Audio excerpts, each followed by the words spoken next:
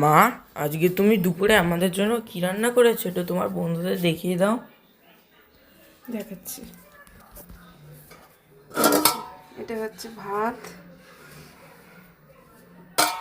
আর এটা হচ্ছে কচুলতি ভাজা ভাজা করেছি, কচুলতি।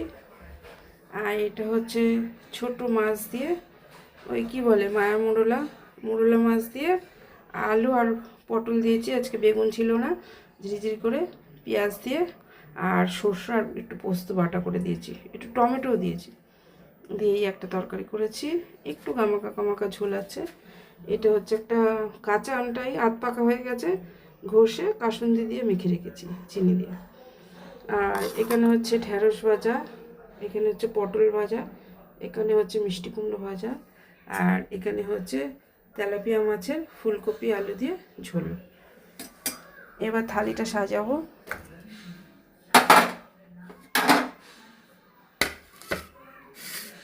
এই যে এটা ভাত, বাটি চাপা ভাত, লেবু, আর এই কাসুন্দি আমটা এটা থাকবে। আর এখানে দেবো, এটা আমার ছেলের জন্য থালি সাজাচ্ছি, এটা আমার ছেলে খাবে, ওকে দিচ্ছি বেড়ে। এই যে হচ্ছে মিষ্টি কুমড়ো ভাজা, আর এই হচ্ছে পটল ভাজা ডিজাইন করে, আর কচুলতি দিচ্ছি অল্প। হ্যাঁ, ও খায় না, একটুখানি খাস, ঠিক আছে? ঠিক আছে মা। একটুখানি কচুলতি দিলাম। আর এবার দেবো মাছটা, দেবো তাই তো, চুনো মাছটা আগে দিয়ে নিই। এই যে এটা হচ্ছে চুনো মাছের তরকারিটা দিয়ে নিই, একটু গামাকা গামাকা ঝোলও করেছি, একটু একটু লেবু দিয়ে ভালো লাগবে গরমের মধ্যে, গরম তো একটু লেবু দিয়ে ভালো লাগবে। আজকে বন্ধুরা আমার শরীরটা ভালো হয়নি, খুব ঠান্ডা লেগেছে তো, কথাটা ভালো বেরোচ্ছে না, খুব কষ্ট। তার মধ্যে এই গরমের মধ্যে ঘেমে যাচ্ছি বারবার, আর রান্না করতে হচ্ছে, খুব কষ্ট হচ্ছে। আমি কী করবো বন্ধুরা, ভিডিও দিতে হলে আমার রাঁধতেই হবে।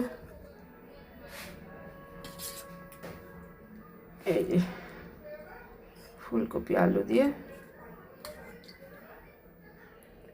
বেশি ঘনও না পাতলাও না, মোটামুটি একটা ঝোল করেছি। এই যে মাছের ঝোল করেছি। এই যে এটা হচ্ছে আমার ছেলের থালি। দেখো বন্ধুরা কেমন হলো, যদি ভালো লাগে তোমাদের তাহলে একটা লাইক করে যেও, আর সাবস্ক্রাইব করে দিও চ্যানেলটাকে। সাবস্ক্রাইব